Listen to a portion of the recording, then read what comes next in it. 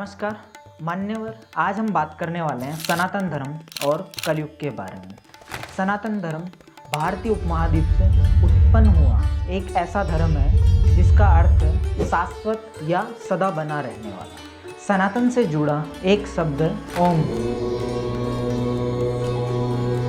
जो कि सनातन धर्म का प्रतीक चिन्ह ही नहीं बल्कि सनातन परंपरा का सबसे पवित्र शब्द भी माना जाता है। दुनिया में 3 ही ऐसे देश हैं जहां हिंदू बहुसंख्यक है। 2 के नाम तो आप जानते ही होंगे, एक है भारत और दूसरा देश है नेपाल।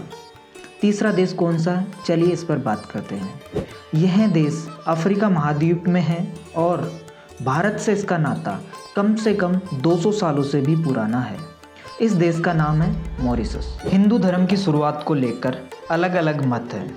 ज्ञान रूप से हिंदू धर्म लगभग 24,000 साल पुराना है, जबकि कुछ पौराणिक मान्यताओं के मुताबिक हिंदू धर्म 90,000 साल पुराना है। कई इतिहासकारों का मानना है कि 8वीं शताब्दी में सिंधु नदी के किनारे रहने वाले लोग हिंदू थे, जबकि हिंदू धर्म की उत्पत्ति से पूर्व आर्यों की अवधारणा में ये है कि 4500 ईसा पूर्व में मध्य एशिया से हिमालय तक हिंदू फैले थे। हिंदू धर्म में सबसे पहले 9057 ईसा पूर्व स्वयंभू मनु हुए और 6673 ईसा पूर्व वैवस्वत मनु हुए।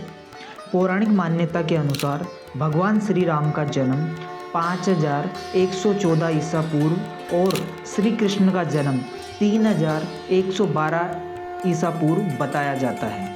वहीं वर्तमान शोध के अनुसार हिंदू धर्म को 12 से 15,000 वर्ष पुराना और ज्ञान रूप से लगभग 24,000 वर्ष पुराना माना गया है।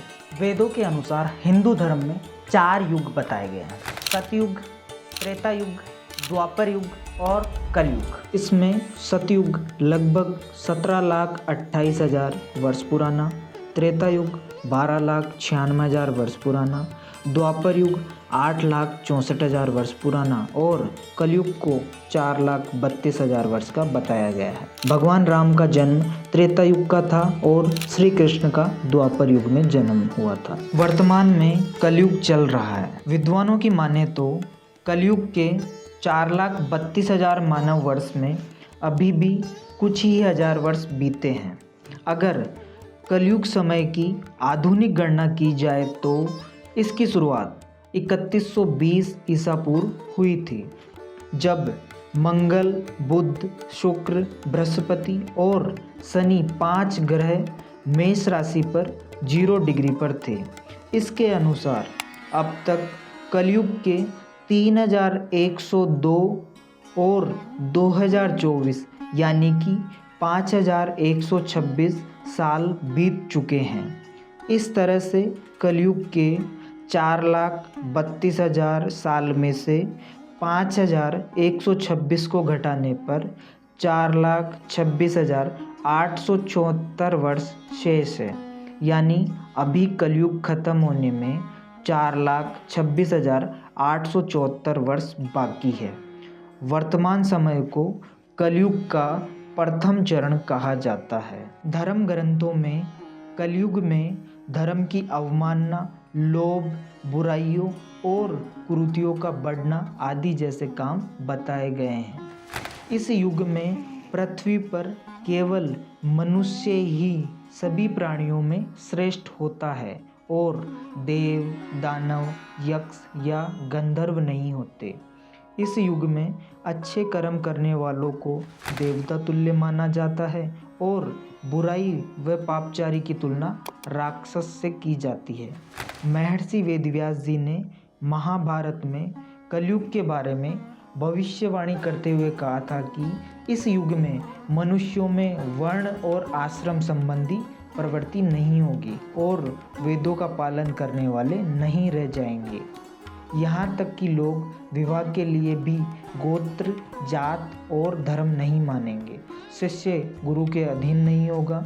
जैसे जैसे कलयुग का समय बीतता जाएगा, घोर कलयुग आता जाएगा।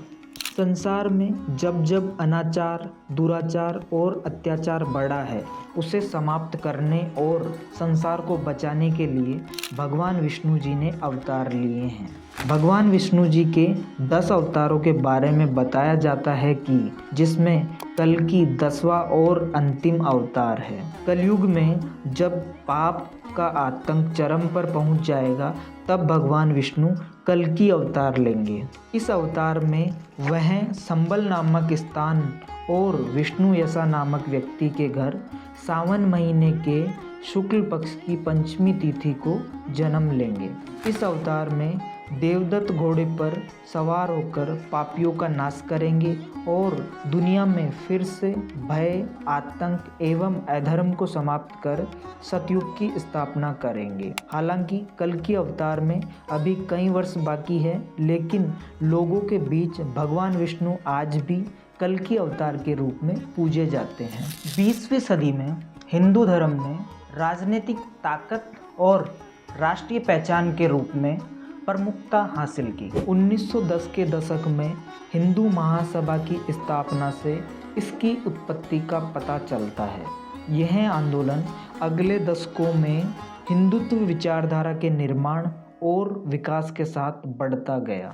1925 में राष्ट्रीय स्वयंसेवक संघ की स्थापना और स्वतंत्रता के बाद में भारत चुनावी राजनीति में आरएसएस की शाखाओं, जनसंघ, बाद में भारतीय जनता पार्टी का प्रवेश, हिंदू धार्मिकता राष्ट्रवादी आंदोलन की सफलता और वैश्विक विकास में एक महत्वपूर्ण भूमिका निभाती है। भारत में संघ परिवार अधिकांश हिंदू राष्ट्रवादी संगठनों का मुख्य संगठन है, जिसमें राष्ट्रीय स्वयंसेवक संघ, भारतीय जनता पार्टी, विश्व हिंदू परिषद आदि शामिल हैं।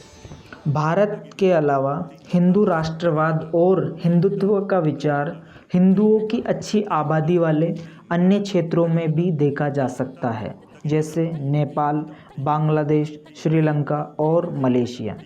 अन्य अंतर्राष्ट्रीय राष्ट्रवादी संगठनों में शिवसेनानी श्रीलंका, नेपाल शिवसेना, राष्ट्रीय प्रजातंत्र पार्टी, हिंदू प्रजातांत्रिक पार्टी नेपाल, बंगभूमि बांग्लादेश और हिंद्राफ मलेशिया शामिल है। आने वाले समय में एबीपी भी इस सूची में शामिल होने वाला है। ABP coming soon. चलिए बात करते हैं आज के प्रश्न की। शास्त्रों के अनुसार भगवान विष्णु के 10 अवतार कौन कौन से हैं? आज के इस प्रश्न का सही एवं स्पष्ट उत्तर देने वाले 3 व्यक्तियों को चयन के आधार पर अगले अध्याय के लिए नामित किया जाएगा। आज के इस वाक्यांश को यहीं विराम देते हुए मिलते हैं अगले अध्याय में। जय श्री राम।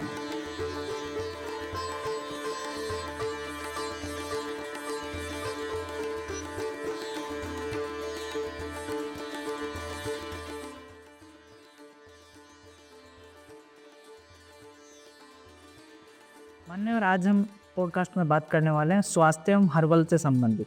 पूर्व आप क्या करते थे? इससे पूर्व तो मैं एक टैक्सी ड्राइवर था। आज भी लोग आयुर्वेद और हर्बल को एक ही समझते हैं, जबकि दोनों अपनी अपनी की परिभाषा अलग है।